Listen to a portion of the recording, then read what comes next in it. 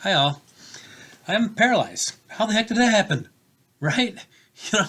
One day I'm a swimmer, and in excellent shape, and next thing you know, I'm in a wheelchair for life. It's been coming up on 5 years now. So what the heck happened to me? Was it? It wasn't anything exciting like when Christopher Reeve, fell off of a horse and broke his neck. Mine was far more mundane than that.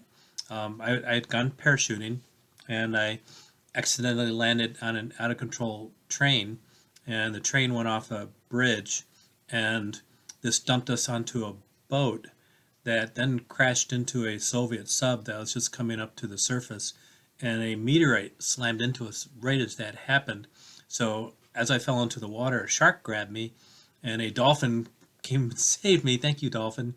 And we were then netted to be taken to a Florida theme park, so that the dolphin could be watched. And dolphins should not be kept in theme parks. They're intelligent, very intelligent. They're more intelligent than us, maybe. But anyway, we were then being taken on this helicopter to the theme park, and a Chinese satellite fell, and it hit the helicopter blade, and then I crashed into a hot tub, which was filled with people doing things that I don't really want to remember. But when I hit the hot tub, then I broke my back. So then I've been paralyzed ever since then. No, that wasn't true. Um, but yeah, and if it was true, it'd be a cool story, and maybe it would help me sell my memoir. But my paralyzation wasn't that exciting. I was doing something far more mundane than that. Not even doing a Christopher Reeve thing on a horse. Um, it was a routine physical exam. I was in excellent shape, and I went in to just get checked up on for prostate mostly. And during the exam, my doctor asked me if I wanted a flu shot, and I said no because I'd never had a flu.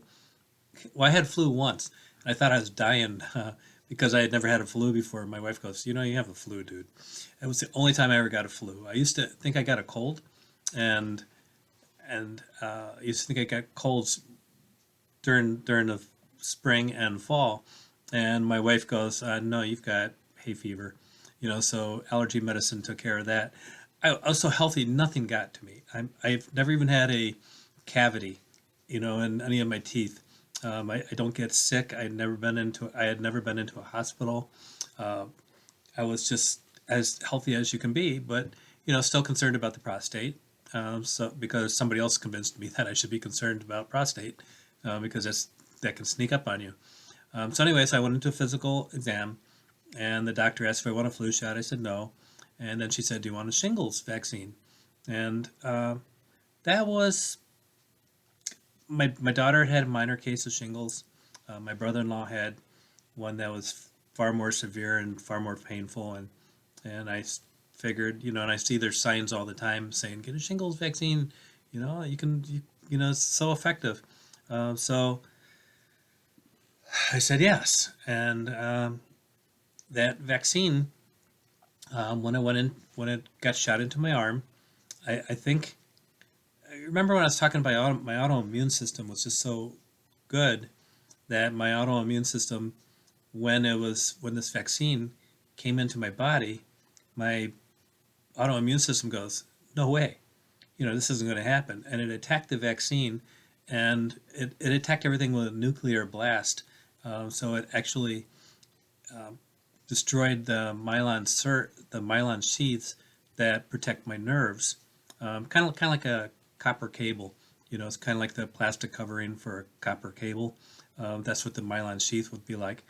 So it basically destroyed it, and then that way it made it so that my nerves would no longer be able to be used by my brain in order to communicate with my legs and then certain parts of my body, including my hand is a little screwed up. Both hands are screwed up, but one's way more screwed up than the other. Unfortunately, I'm left-handed dominant, and my left hand is far more screwed up than my right, so I've got to do more things right-handed now than I used to. So that's a good thing for you to learn. If you are right-handed or left-handed, learn to use your other hand now, because you never know if that's going to become your predominant hand sometime in the future. Fortunately for me, I was ambidextrous. I could write with either hand, I could throw with either hand, but I was slightly left-handed predominant. Now I'm way more right-handed predominant because my left hand just is pretty pathetic now. I can't write left-handed anymore or anything. But anyway, what hit me was something called transverse myelitis, and it's not as exciting as a parachuting train wreck or anything, but it is something that you should be aware of when you're getting vaccinated, because it did also happen with the COVID in England. Somebody when they were getting vaccinated there came down with transverse myelitis. Now the thing with transverse myelitis is there are basically three different phases or three different I'm not sure what to call it. You can get it three different ways where you get one where you recover almost completely, fully, with everything intact. Another one where you partially recover, and then the third type would be the kind where you don't recover at all. And I seem to be the third type because I'm now into my fifth year. I had my vaccine was actually about it was October 19th, 5 years ago. So I just had my 5-year anniversary. And when when this happened to me, it immediately started attacking my nerves. I had all kinds of problems immediately after that, but I didn't lose the ability to walk until a second attack hit me. The first attack hit me like a week after the vaccine. The second attack hit me November 26th. So I'm now coming up on the 5th anniversary of me last having taken a step, which would have been November 26th of 2019. So we're coming up on that. Pretty sure I'm not going to throw a party.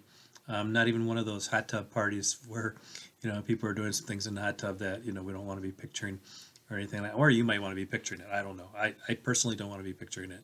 So I'll pass on it. But anyway, just wanted to say this is what happened to me, and this is why I'm paralyzed now. And it was not an exciting thing.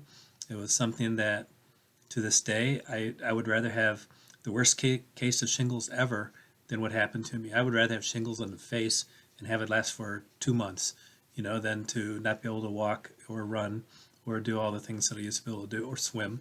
I mean, that was my thing, swimming. So to lose all of that, all because I was afraid of getting some itchies. So anyway, thank you for listening. I thought I would post this one here so people could know what happened.